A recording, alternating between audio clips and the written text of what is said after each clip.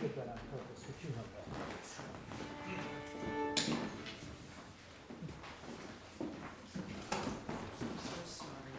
Good evening, ladies and gentlemen. Can you all hear me? I was afraid of that.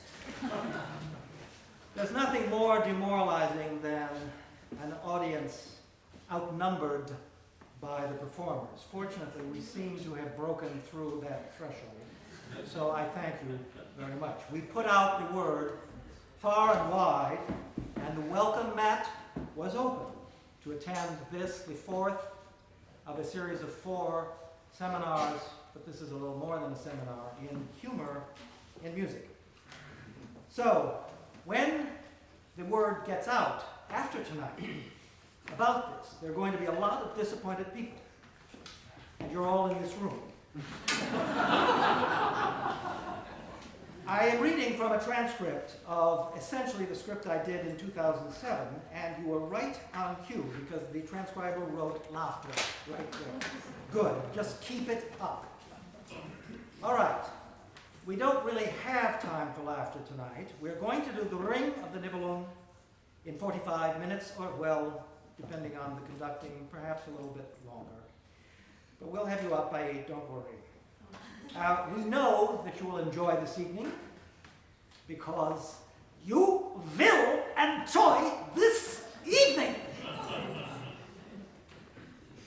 The slide of the Bayreuth Festspielhaus, the Ring of the Nibelung, a festival tetralogy in 3 days and a preceding evening, originally performed in 1876 at the Festspielhaus in Bayreuth. The festival theater was especially constructed at the specifications of Richard Wagner, and you will notice from time to time that I do slip into a pseudo-British hot potato accent. That is because I don't actually talk this way, but these are the tones that I think match the elevation of our topic. And I've observed that NPR in these accents can produce a suspension of disbelief that is immediate, total, and in many cases permanent. We are very fortunate this evening in having as our special performing guests, Laura Ethington, a wonderful soprano who's been performing and residing locally here in Boston very much. Indeed. And alas, she is going to New York tomorrow to pursue fame and fortune. And then we also have Adam Russell, a wonderful Helden tenor, and I'm going to give him a plug. Adam is singing on Sunday at a program of all Wagner. Ladies and gentlemen, do not become alarmed. I have worked with singers my whole life. No, it's okay. Down, boy. So we also have celebrity guests.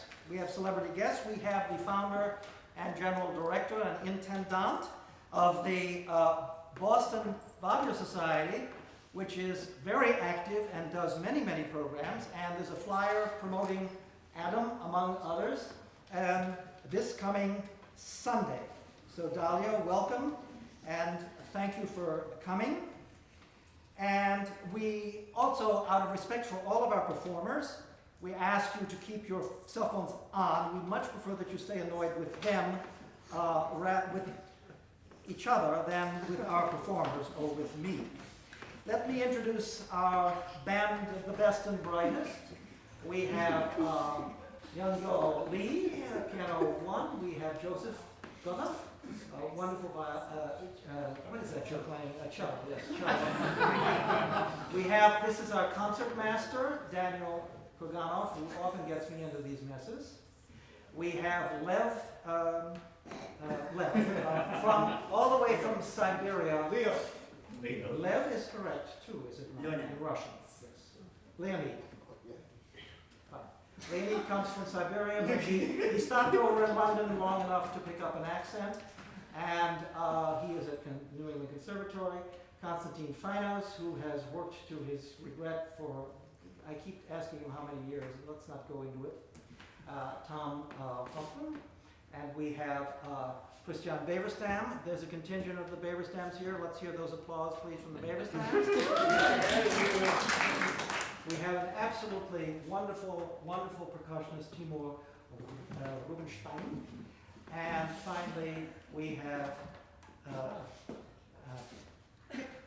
Krickler, Mademoiselle Krickler, who is on the vowel horn, also known as the French horn. We did not print a program, but I know that they would all be delighted to sign the wall for you at the end. So they'll autograph it for you. Now, let's get into the spirit of things. How would one character in the ring address another character in the ring, in, shall we say, Ringsprache? Well, they would say, Teure Helden, Heere Weiber, seid ihr willkommen, which means valiant heroes, indomitable woman creatures. Hi. All right. The very first of the tetralogy is a little piece called Rheingold. And, listen, feel free to turn around and enjoy the slides. I told them that if they played for us, I wouldn't charge them admission. So, in the fair Rhine River, we lay our scene, and as the great Anna Russell said, that's correct. It's not on the Rhine River, but it's in the Rhine River. And imagine a pickup bar at Dolphin World, if you would. And we have three fluff-haired Rhine maidens as the lap dancers. We have Voglinda, Velgunda, and the third, unaccountably mismatched in her name, Flosshilde, which of course sounds much more like a dental hygienist. Kostya, an E-flat major chord, if you please. Kostya, an E-flat major chord. Thank you very much. Now, if you're wondering how we can get through 14 and a half hours plus or minus in this amount of time, that is because you just heard the first 20 minutes of Rheingold. In slithers one Albrecht Nibelung. Now, the Nibelungs are a low life form, grotte, repellent, grotesque, slimy, 2-foot nerds who grub in the bowels of the earth. And Alberic is considered one of the less attractive ones. He wasn't touched by the ugly stick, he was clobbered by the entire tree. And as for looks being only skin deep, forget it. This repulsive little worm lusts after our three, he's in the water, lusts after our three lovelies, and they make shameless mockery of him. They lead him on, teasing him, and then cruelly puncture his masculine pride with all the savagery of junior high school coeds. Immediately after this psychological pistol whipping, gold, well, something, it turns out to be gold, we don't know yet. Something glimmers, it's gold colored, in the Rhenish murk. And there it is, it's glowing, and incredibly, the three Rhine maiden fluffheads, having just, in the current parlance, dissed, but it's much crueler, it's really demolished with ridicule. After what they've done to Albrecht, now they blabber to him, guess what? We know the secret of the universe. Well, the secret of the universe is that whoever should grab this material, sitting down, we have an economist here, you know all about it. If you grab this material, how are girls doing it tonight? And you fashion it into a ring, you can rule the universe and bend everyone to your will. There's a catch, however. The catch is that you must forswear love. So Albrecht says, but what's the catch? And he seizes the gold, quick study that he is, and based on the core tenet of sociopathy, which is, well, if I'm bad at being good, damn, I'll be good at being bad. Life without love, what's he got to lose? And so he says, so verfluch ich die Liebe. I renounce, I curse love. He grabs the gold. The three nitwit Argonauts sing, they, and that's the end of the scene. You see, we're moving right along. From underwater cliffs to mist and shrouded highlands, we are now on the other end of the Wagnerian food chain. We are now going to mix with not the most ugly, but the most beautiful of the beautiful, the veritable gods. We are introduced to the Wotan family. Mrs. Fricka Wotan is married to Mr. Wotan Valvater Wotan, known probably to his staff as WWW. Now, alas, Wotan, or WWW, leads other lives under other names and in other places. So, with the Wotans, we behold marriage in the Middle Ages, not medieval ages, the Middle Ages of their lives, marriage in all its discontent. Be prepared for Wotan Erwacher, would you would? Be prepared. So every morning, Wotan wakes up with an elbow in his ribs, and his wife says this. No, Wotan Erwacher. Wotan Erwacher. That music, the beautiful music. You're doing it later. That's Valhalla. You're doing Wotan Erwacher. All right, never mind. You just lost your first big aria. Fine. She says, Wotan Erwache, and gives him a big kick in the ribs. Have you found it now? No. Wotan Erwache. Fine, that's what she says. And that's it. Well, how would you like it? I don't think so. So, this is middle-aged marriage, and we all remember what Mr. Tolstoy said about unhappy families. That's, Irina, that's just for you. Mr. Wotan has been a great success, and currently he rules the world. He's in the world order game. Compacts, contrasts, rule of law, all of which are symbolized by runic inscriptions cut into his spear. His spear!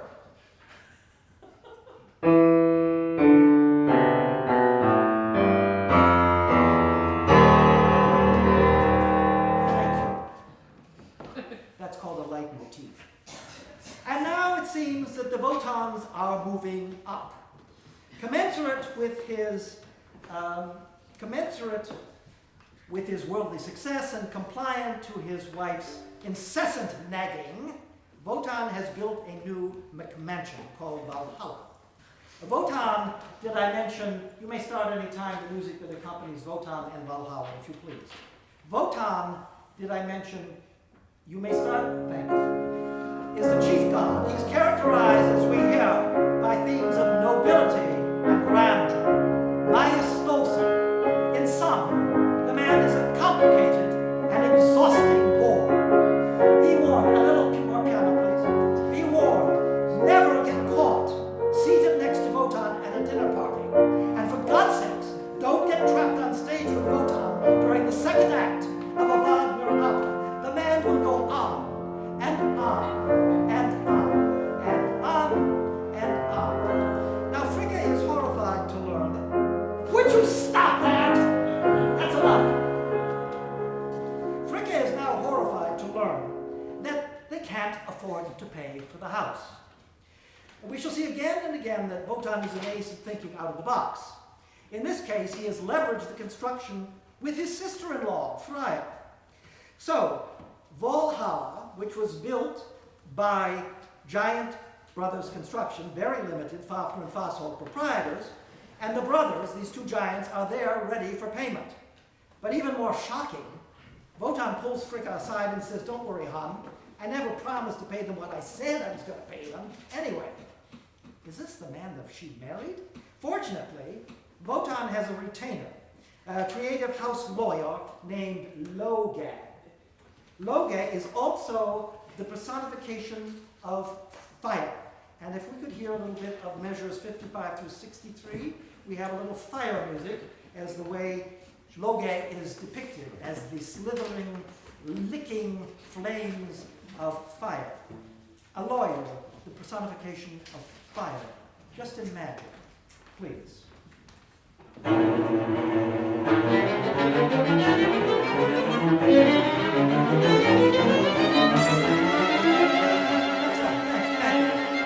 Very nice, very nice. So Loge arrives, bad news. The building is up to all the specifications, you can't break the contract. Well, Wotan says, but you promised that you'd break the contract. Oh no, says Loge, I promised to look to grounds to break the contract, and there aren't any. You'll have to find something that's acceptable as an alternative. Well, what can replace the love of a beautiful woman? Only one person in the world has made that choice, or found a replacement for love, faute de mieux. And incidentally, Wotan, while I'm telling you about all this, that person is this slime ball named Alberich, and there's been a robbery, and he's grabbed this gold from the Rhine maidens, and they appeal to you as chief law enforcement officer of the universe to enforce justice and restore the gold to them. Now Wotan says, I can't help others now when I'm in a jam myself. The giants hear about Alberich, and they hear about gold, and they're intrigued, and they're willing to, they're intrigued, they may negotiate and accept a substitute. And also because they detest Alberich, who's been a nuisance in their neighborhood and really almost wrecked it. And they wouldn't mind seeing Alberich put down a few more pegs if it's possible for him to sink lower. And so the gold, I mean, they're open to it. Now, then Wotan learns that if you take this gold and make a ring on top of everything else, you have all the powers of the universe. Well, thanks Wotan to Loge, his attorney. I can't let a person of the sort like Alberich have that ring. I mean, he's not the right sort for that sort of thing. I'm the right sort for that sort of thing. And anyway, the Rhine and the Rhine maidens and the rings, I don't care about that. I want to get out of my own damn mess. And so now, ladies and gentlemen, in short, one of the most lapidary counsels ever uttered, under professional privilege, Attorney Loge calmly says, well, we can get you out of it. Durch Raub. Through theft. So here, ladies and gentlemen, is the original sin, the flaw that unravels the entire ball of wax. And of course, once you corrupt the source of law, the entire world edifice of social order collapses, and we return to jungle savagery. And when a lawyer counsels theft, we know that we are really at the beginning of the end, where we've been, I think, for about 5,000 years. Now, the giants say they will accept the gold, and they don't understand the powers of the gold. They're too stupid. Loge and Wotan slip down to Nibelheim, and through trickery, they are able, Alberich has already used the ring, and he's enslaved all his cousins and his relatives, and they're all now mining and piling up more and more gold and treasure for Alberich. He has a hapless cousin named Mime that you will meet later. Yes, you will meet Mime later in a surprise appearance. And they're slaving away for him, and Loge and Wotan, through trickery we don't have to get into, grab Alberich, strip off the ring. It's assault and robbery to be sure. But Alberich will not part now with his naked finger, with having lost the ring, without a final goodbye kiss, and he places a horrible curse of death and destruction on any who wear that ring, until it perch once again upon his deformed, unsightly, hairy finger. Back to Valhalla, to close the deal, Fafner and Fasold insist that they must pile up enough gold to block out Freya so that she's completely obliterated from their sight. If we can pile up enough gold that I don't have to look at Freya at all, we'll accept the gold. But there's one little chink where a little golden ringlet, or maybe the twinkle from her eye, is showing through that. And so they say, well, we can still see her through this pile of gold. And then they say, hey, Wotan, you've got one last piece of gold on your finger. And Wotan says, oh, I don't think so. And Loge says, no, that ring belongs to the Rhine maidens. He can't give it to you.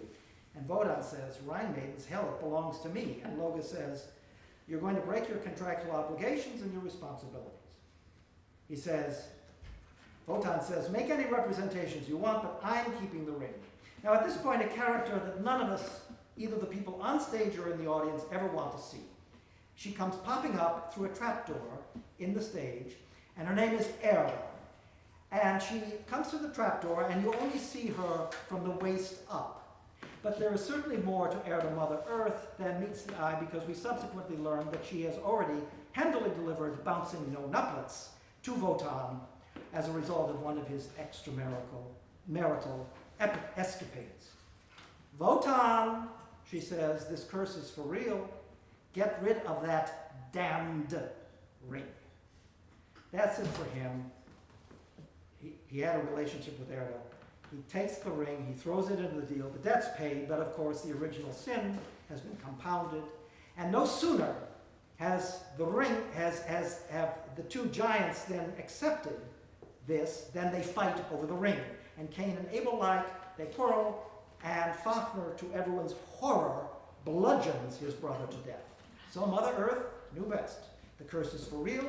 With this, the gods prance into their new digs, while the Rhine maidens plaintively cry foul in the background. All is not up and up in Valhalla. The beautiful people are false and craven and rank. And that's the end of Rheingold, and we move on to Valkyrie. So, I'm going to talk about something before, give us the next slide, 26. Before the curtain goes up, there's a little fill-in that has to be done. Sensing that his credibility is now destroyed and his authority is undermined, Wotan has been thinking out of the box again, and he has a two-pronged strategy. He will retrench, and instead of relying on justice, he will rely on force. And so he is turning the McMansion, Valhalla, into an armed fortress, and he's gathering up all the heroes that fall in warfare to come join him and defend him. The second prong of his strategy is to find the most worthy inheritor of the mantle that he has morally besmirched and degraded, and forfeit. And he wants to guide into succession the best possible candidate to prevent a rat like Alberic or an oaf like Fafnir from inheriting the world. But such person must have no compromising connection with Wotan. The person must be an independent, free agent. Plausible deniability has a very curious modern ring, does it not? But perhaps because of his middle age, and these days, every time Wotan thinks out of the box, he ends up in the sack, he has been conscientiously peopling the universe, besides with Mother Earth, with women on the middle ground territory, the surface of the earth, and peopling the universe with illegitimate offspring. So he has the now-nuplets from Mother Earth, and he has, at least we know, one pair of twins from a woman who is unidentified on Earth. So the no-nuplets are Daddy's little girls. They are the Valkyrie 9. The Valkyrie 9 are like having a girls' field hockey team, all in your own family, and they're sponsored by Bridgewater State. And they gather up the fallen heroes and arm Fortress Valhalla. So, he's been sowing his wild oats with Mother Earth on Earth, and he's betting that a man, not a god, not a giant, not a dwarf, will best continue his policies.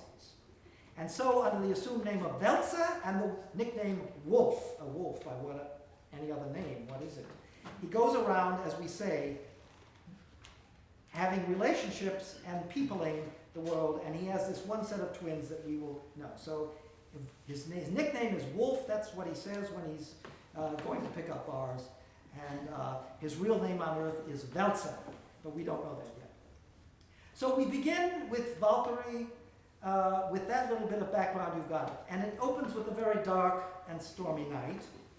And the lights come up, that's a figure of speech in Wagner, of course, on a prehistoric dwelling, cozy for all that. The door blows open and in comes a fugitive, down on his luck. Something the cat drags in. He tells us his name is Vevalt, which means world of hurt. And he says, wherever I go, I bring bad luck. And it devolves that we are in the Hunding residence. And Hunding is married to a woman who, for the time being, will be identified as Mrs. Hunding. Vevalt during the course of this evening, with the Hundings, you can go on to 29, senses that all is not exactly right. He's there sitting with them. This is evidently a loveless marriage, and then there is that tree growing in the middle of the living room. He explains, I lost my twin sister and my mommy, and I've been wandering the world with my dad, Wolf. I'm a misfit, I'm a castaway, and we rejected society's norms, and we were rejected by society. Hunding says, now I know who you are. You come from a detested lot. The primitive laws of hospitality, think even of Homer. Bid me give you shelter tonight. Tomorrow, I break your face. Just so, my sweet, says Mrs. Hunding, and she gives him his nightcap and pours in a Mickey Finn and sends him off to bed. She then rejoins the stranger by the fireside. Now, tell me more. And then there alone, the stranger Wewald, world of hurt, continues his story with Mrs. Hunding. Well, he says, you know, one thing my father promised me when things were really, really bad, and I don't know how much worse they can get than this. I don't have a weapon, I'm defenseless, and I'm about to be killed by Hunding in the morning. How could they be worse? But now things do get better.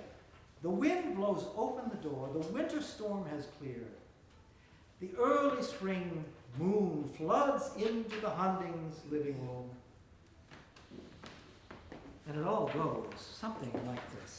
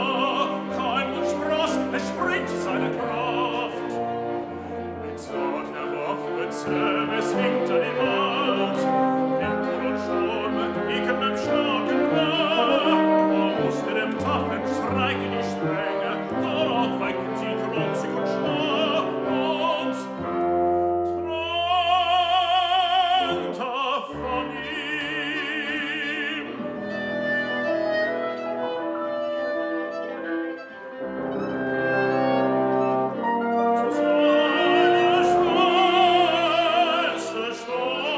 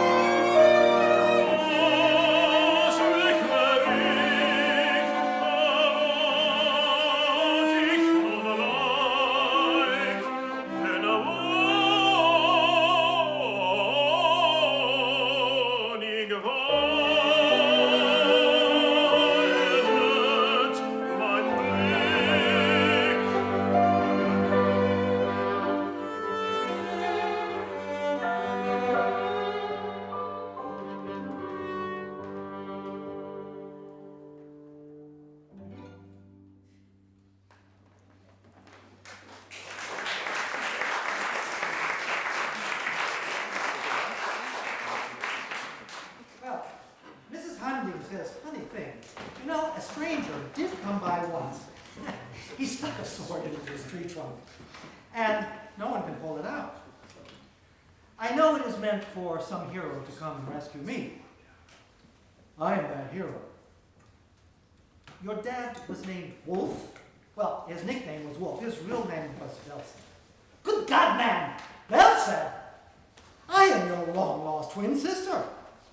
And so this sword, long-lost twin sister and bride, he wins all at once. How lucky can a guy get? They vowed.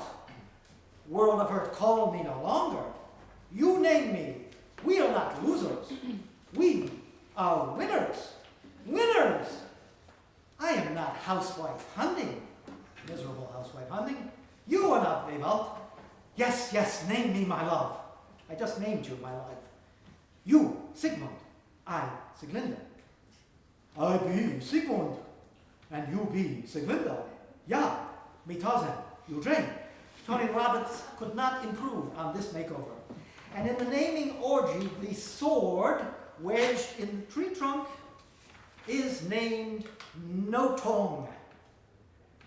You will be tested when you leave. You're not let out of the door unless you can name the name of the sword. It's Notong. Notong does not mean nothing. Notong means that which pops up at the time when you're in absolutely the worst possible circumstance you could be in and you need something desperately to help you. Got it? Okay, he pulls the Notong out of the trunk. And so, an innocent fireside chat, let's start with s'mores, maybe a brewski or two, turns into, yes, rapturous love, and wild, oh, yes, impossible, yes, forbidden, delicious, say, don't say it, well, let's say it, incestuous love. And oh, yes, and it goes something like this.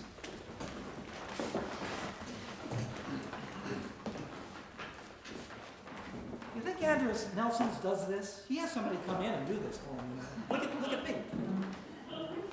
Jeez. Thanks.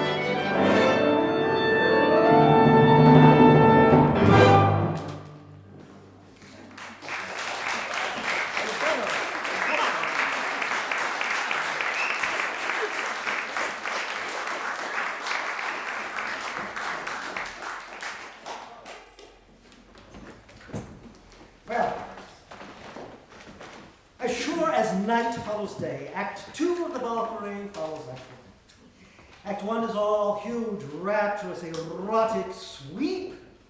In fact, Act 1 of the Valkyrie is one of the masterpieces in all of opera, and it's often performed as a unit all by itself. It's so perfect. From the beginning, the storm scene, all the way to the end. Wonderful recording with Trammell, Melchior, and Toscanini. There are many, many recordings, but that one is electrifying. So, now Act 2 is something that perhaps a family therapist could love. After lush sensuality, we have marital bickering, uxorious nagging, the wheedling of your offspring. The Wotan is, he's getting it from both sides. And a confrontation is in the offing. Siegmund has abducted his sister Sieglinde. He's again on the lam, but now he's got baggage. And Hunding is breathing down their throats, intent on, well, you can imagine what he's going to do. So, speaking to his favorite daughter of the 9, Brunhilde, Wotan says, there's going to be this fight. Hunding is to die because Sigmund, who I am designating as my heir, is to prevail. And but don't bother to invite Hunding to Valhalla. He's not worth it. Let him molder in the mud. Let him rot. Ah, but in comes Mrs. Fricka. What's this I hear about adultery and incest? And I am the patroness of marriage? I thought we had standards. Wotan wheedles, oh darling, let's think a little out of the box. Ein bisschen Verständnis. Try to understand. They were young, it was moonlight, it was warm, it was spring, there was a fireplace and a fire. They come from a broken home, they're orphans, think of the children. Well, Fricka will have absolutely none of this.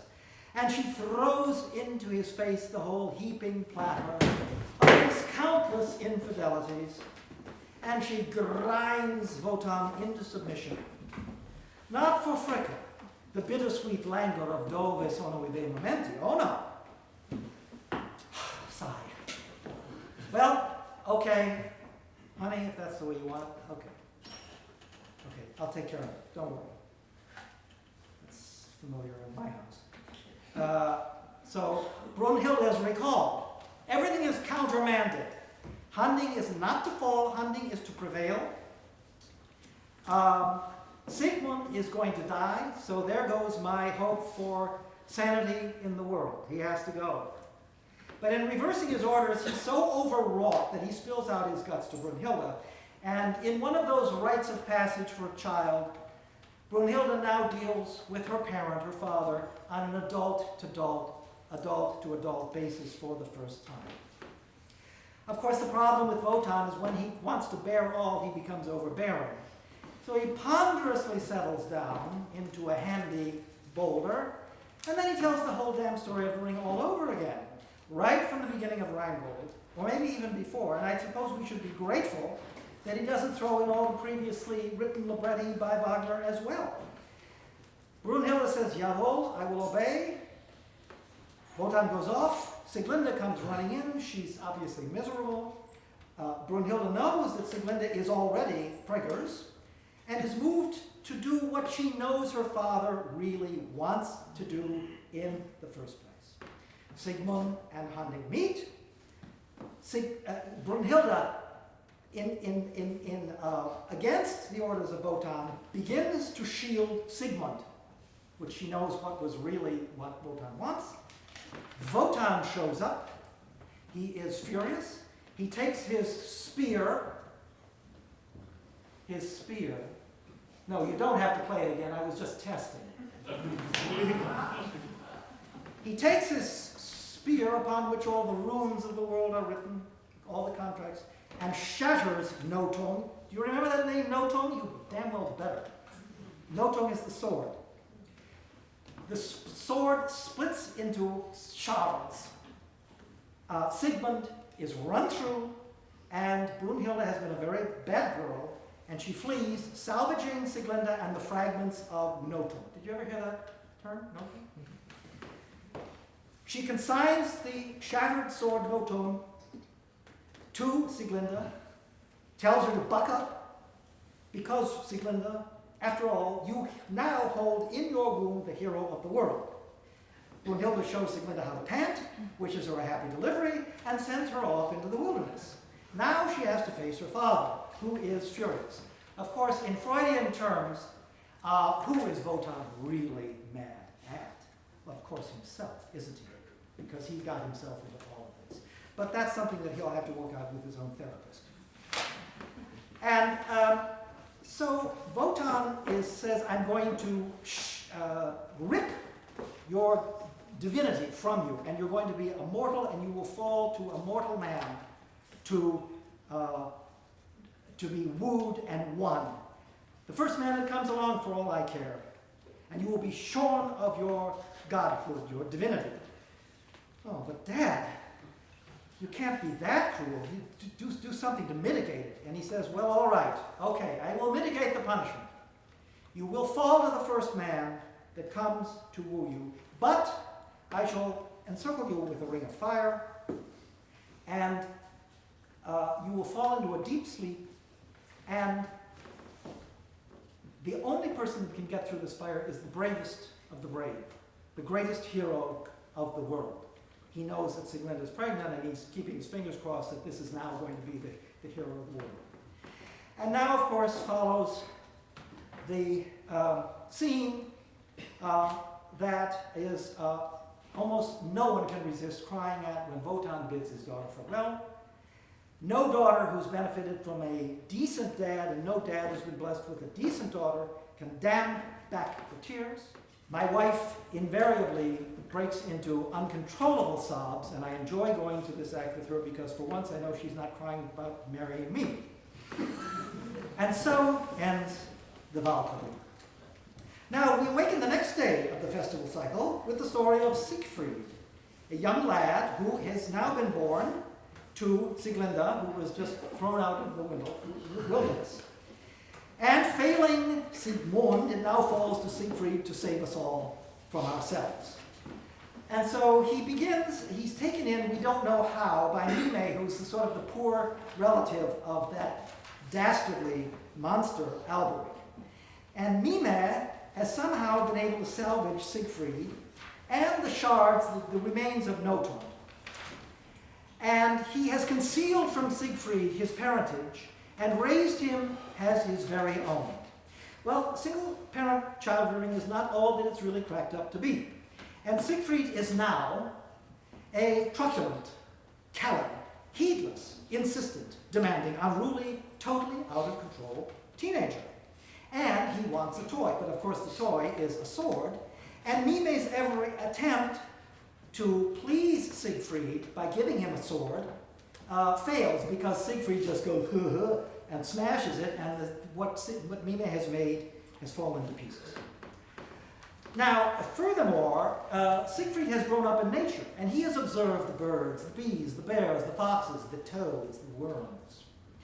And he taunts Mime with the astute surmise that a 2-foot, misshapen, Missgebürtchen, such as Mime, could hardly sire a strapping, blonde, glorious, blue-eyed Adonis, such as himself.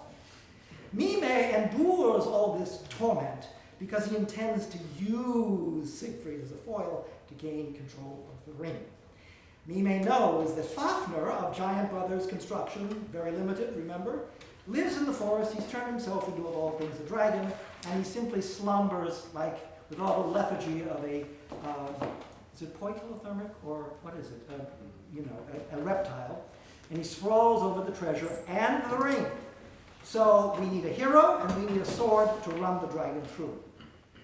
In the ultimate humiliation, Siegfried pushes Mime off the forge into the kitchen to the Brillo pads, and now Siegfried picks up what was his father's sword, which Mime is told, and is finally forced to tell him that he had these fragments of a sword that were his father's.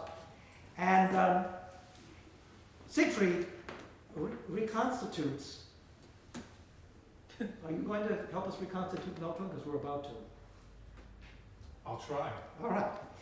He reconstitutes his father's shattered shards.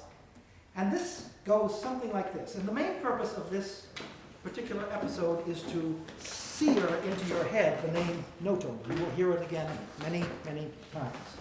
So you have a good chance of being let out of here tonight. Also, we have a special guest appearance of a very famed Wagnerian, Dahlia. You may want to jot his name down because you may want to hire him in the future. We have a very small cameo appearance of Mime.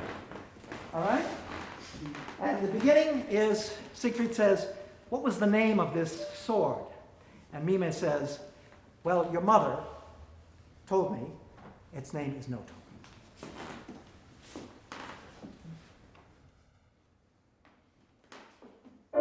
Geschwind, wie heißt das Schwert, das ich in der Spanne so sprongen?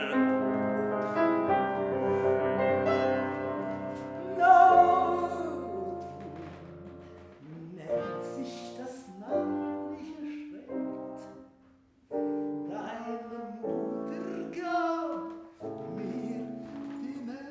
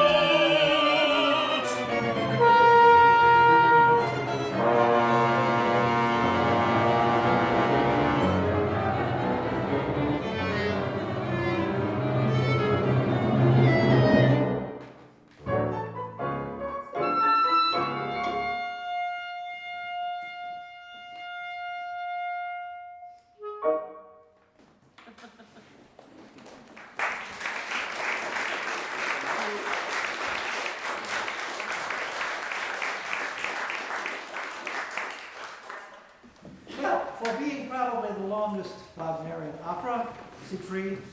It depends on who's conducting. There's very little else to say about the story here. We're moving right along. Siegfried slays the dragon, wins the girl. There we have it. But on the way up, well, he slays Fafner. There's two pictures of him slaying Fafner. He gets the ring, he puts it on his finger, and he wipes Notum's the blood and tastes it.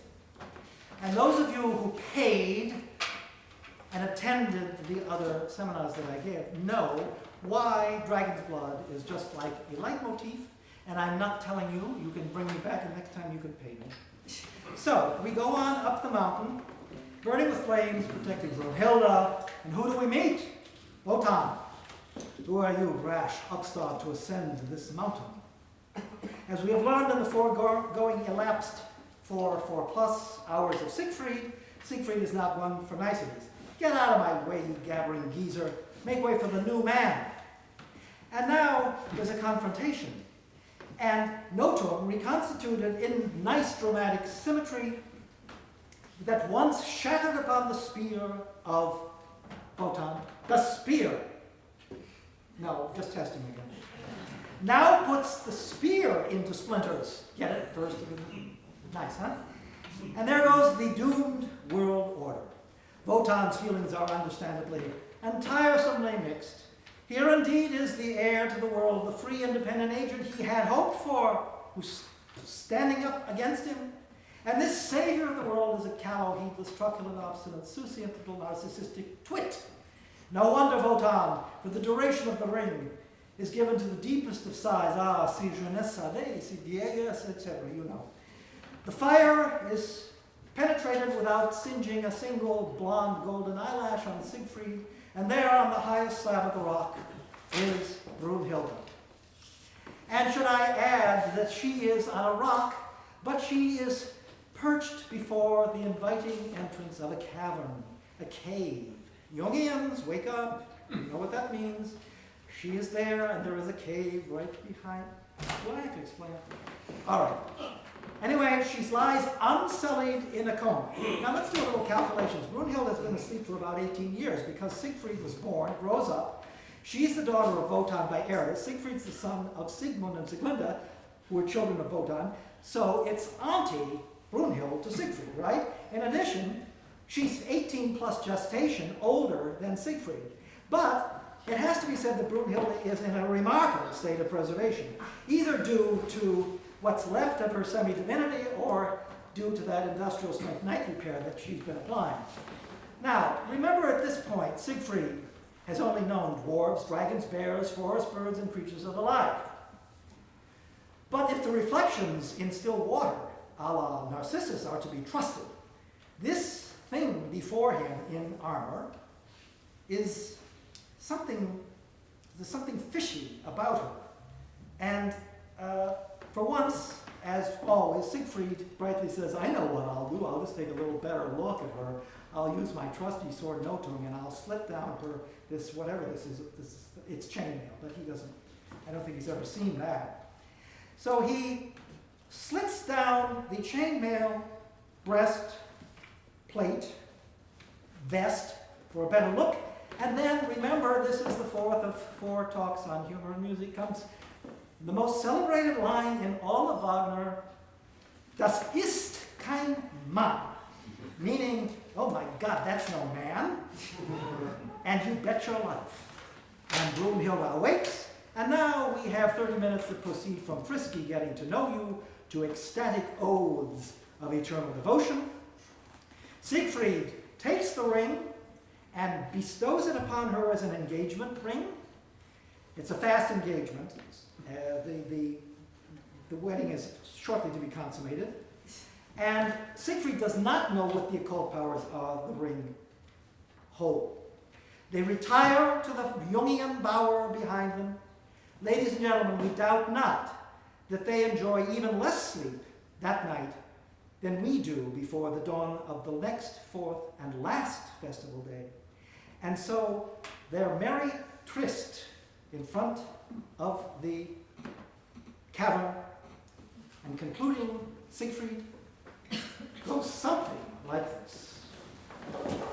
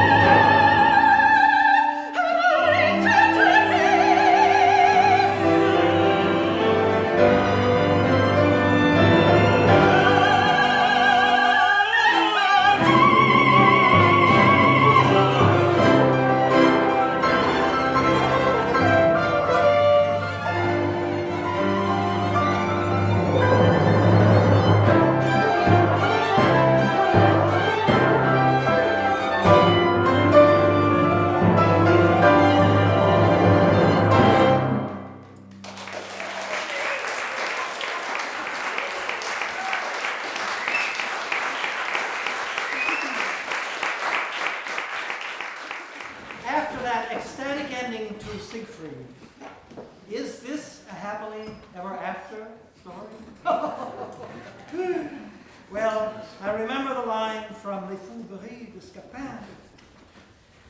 Undiluted happiness soon cloys, and boy does it cloy in Götterdämmerung. Not only cloys, it clots. Now, in more dramatic symmetry, wouldn't we enjoy a little asymmetry at this point? We return to where? The Rhine River. And for the nonce, we are on high ground, and it is dry. We make further acquaintances. And this is precisely why I detest cocktail parties, because I'm tired of seeing the same old people, and even more tired of meeting new people. So, Alberich, the despicable cad, has begotten a son, Spawn. And he has spawned upon the seduced wife of a very prominent man named Mr. Gibbich. And so he has spawned one hateful, miserable son of a bitch named Hagen, as black and hate-filled as his own daddy. But give him his due, Hagen is several feet taller. So somehow Hagen has been placed like a cuckoo's egg in the Gibbish cuckold nest and raised as the half-brother to the legitimate Gibbish children, Gunther and Gutrune Gibbish. Under the guiding hand of Alberich, Hagen, his evil son, now concocts a plot of unspeakable badness, which unfolds in Götterdämmerung with all the mistaken intentions and mistaken identities of the finest French farce. Gunther is the heir of the Gibbish fortune, and he's blessed with every resource requisite for celebrity and fame and wealth, which of course he covets. He has everything except testicular fortitude. Hagen has an idea. Look, we'll make the marriage of the century. We're going to marry you off to the fairest of the fair, legendary Brunhilde, who is said to languish on a rock surrounded by fire. Well, that's impossible, says Gunther. She's destined for the bravest of the brave. I am a coward. There is one that can win her, Siegfried. And we shall induce Siegfried to woo her. And so, after he woos Brunhilde for you, Gunther, then you will marry your sweet sister Gutrune to innocent, unsuspecting sister Gutrune. So you, Gunther, get to marry Brunhild. We'll have Siegfried go through the fire for you in disguise, and then the reward for Siegfried will be to marry Gutrune. Now, how are we going to do that? Hagen says, drugs. So who said that Wagner is out of date? Now on cue comes floating down the Rhine, who do you think? No, it's not Angela Merkel, you're right, it's Siegfried. And there are introductions, there are cocktails on the terrace, they all get to know each other, and for one moment of real poignancy, Siegfried steps forward in an aside while they're all having their cocktails on the terrace, and just to himself and to the audience, with all those rats behind him not hearing what he says, he holds up his chocolate martini and says, Brunhild, babe, this one's for you. One sip of that martini and Brunhilde never happened. And so he is induced under disguise as Gunther, never mind how, to win Brunhild as a reward to marry Gutrune. So Brunhilde is up on her rock. Oh, this is where I wanted it. Brunhilde is up on her rock. The flames are still going, just like a Viking range, professional range. And she hears this. You can come in anytime. Give us a little bit of. She hears this. And she becomes radiant and she says, here comes my baby. He's coming back. He's been on some adventures and now he's coming back. So, but who comes through the fire? It doesn't look like Siegfried at all. It's someone sinisterly draped. My name is Gotoff. You're my booty. You come with me. This wasn't supposed to happen to Brunhild. The only person who was supposed to get through the fire is the bravest man in the world, right? Well, of course, she doesn't realize that the bravest man in the world did just come through the fire again, but of course, he's in disguise. So he shoves her around, takes the ring off her finger, shoves her into the cave, but like a good Eagle Scout that he is, he tells the audience, I'm putting her back in the cave for the night before we go back to the cocktails on the terrace, and I'm going to turn her over. But believe me, I am true to my friend Gunther, and I certainly am not going to violate this woman. Got that? I'm an Eagle Scout. Okay, fine. So they go in.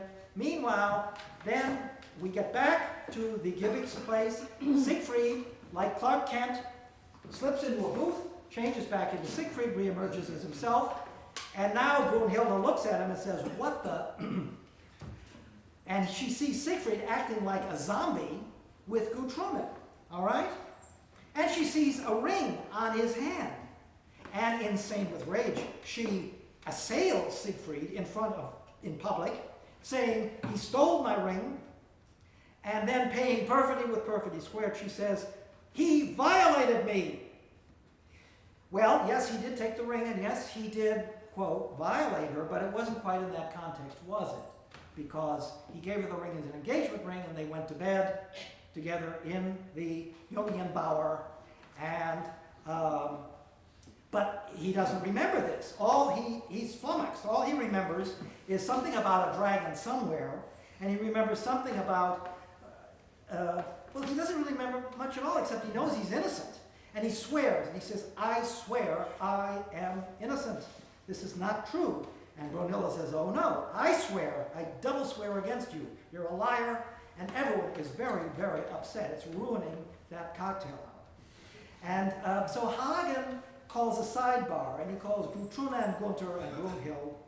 And he says, listen, I can work this all out. Brunhilde has been outraged and violated.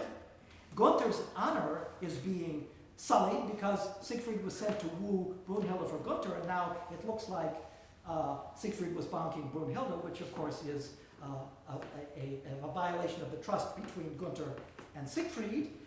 And so Brunhilde then, in a psychosis of being apparently rejected by Siegfried, anamnestic rejection, she reveals, to mix metaphors, Achilles' heel of Siegfried, which is a tiny little patch on his back that sometimes itches. And it's a little ash-shaped patch, and that is where he is vulnerable. So they organize a hunt, and Hagen has a spear. And 89, Hagen slays Siegfried in the back. And as his blood pressure goes down, something happens, and he has a recall of memory. And he realizes that Brunhilde was the woman of his life, and that he had married Brunhilde, and she is the one. And the whole thing, sort of all the fog clears. He then dies. Cortege to the Gibichung Hall. Gunther sees the ring that is still now on Siegfried's finger. He's on the bier. And Gunther says, I'll take that ring. And Hagen, his half-brother, says, oh, no, it's mine. And in some more dramatic symmetry, just like the two brothers in the beginning of Rheingold fight, the two half-brothers now fight. And of course, Hagen murders Gunther. More dramatic symmetry. So, for those of you who haven't had too many sips of Siegfried's cocktail, you'll remember that first evening in the Rheingold. Now, Hagen takes the ring, or he goes to take it. It's still on the hand. And miracle of miracles, Siegfried's hand, he's dead, remember. Siegfried's hand goes up. And everyone gets the willies and says, oh, I guess we're not touching that. Then Gutrune comes forward and says, I take pride of place as the chief mourner because I was engaged to Siegfried. And Brunhilde says, not so fast, sis. I'm Brunhilde. I was there first. You're not the woman that's going to follow where I'm going. She piles high the pyre, reaffirms her first, her only, her eternal love for Siegfried. La donna è mobile, no? And she climbs under her horse, lights the pyre, and goes up in smoke. And it all goes something like this. You keeping those scores for me? Good. I may have a job for you. I guess I can manage it. So, yeah.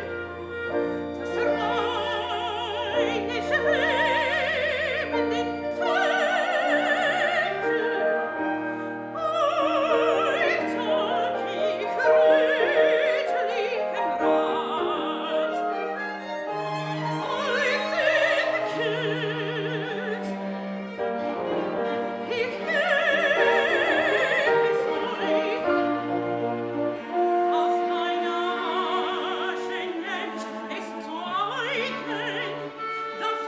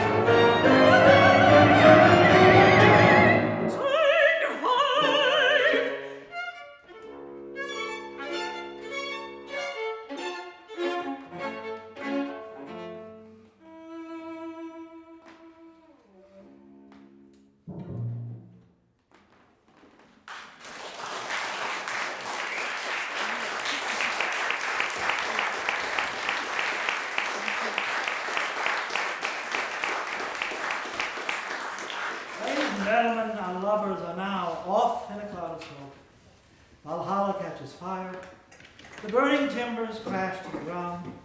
All is ashes. The Rhine River rises, washes over the ashes. Alberich is seen in the flood, calling for the ring which has been restored to the Rhine maidens.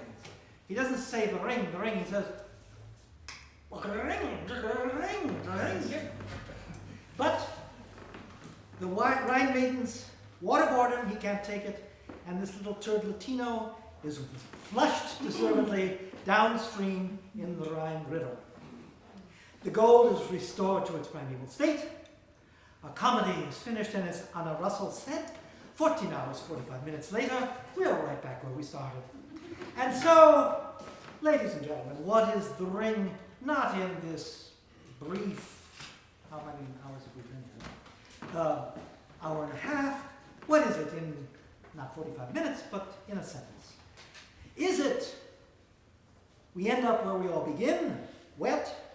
Is it, we need more stringent building and zoning setbacks along riverbanks to prevent a catastrophe like the great Valhalla Rhine flood? Is it, power is the ultimate aphrodisiac? But even power has its limits when you're 2 feet tall and haven't shaved your back in 8 months. No, let's not dwell on life's rough patches. Let's not brood upon the reality of monsters around us, monsters within us. Let us depart from the ring with happy memories, when love was young, unblemished, perfect, when all potential energy was potential, not worn down in friction with kinetic energy. You're not a physicist, you're just an economist, but you get that. When they emerge from that cave and sit down on the rock, sit down, look at the Rhine River, have a cigarette, see the panorama. When the fairest of the fair, Brunhilde, says to the bravest of the brave, Siegfried, ride forth, be valiant, you big, dumb, lovable brute. Have a great adventure, have a grand day. Good luck. At sunset, we turn to love and devotion. Roy, take trigger, saddle up, ride off. See you back at the ranch tonight. And until then, happy trails. Please note the prominence of the horn call, which is she's bidding him off to his adventure, of course, to come back to her. But the horn call here, the hunting horn, is almost, it's an archetype for the call to adventure, to spirited, fun, adventure, danger. And the horn, plays very prominently in this episode. And so, this wonderful scene, which is actually the end of the prelude of Götterdämmerung, with 3 acts to follow, goes something like this.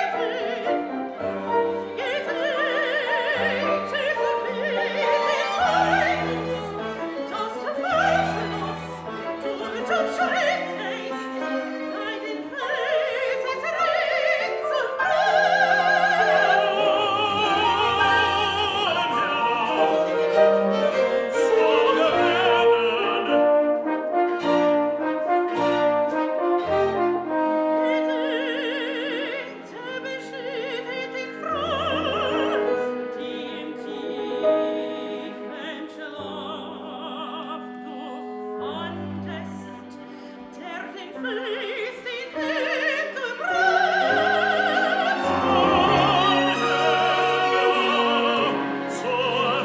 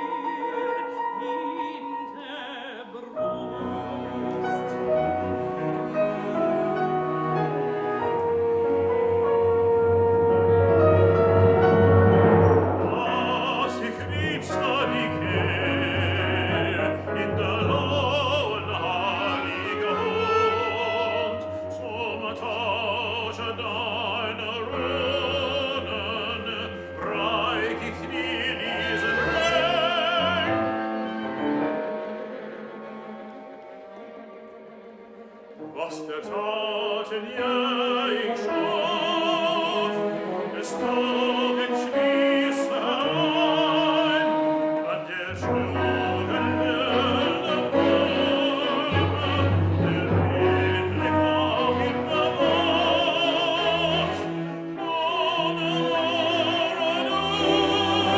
seine Kraft, als Meier groß meine Treue.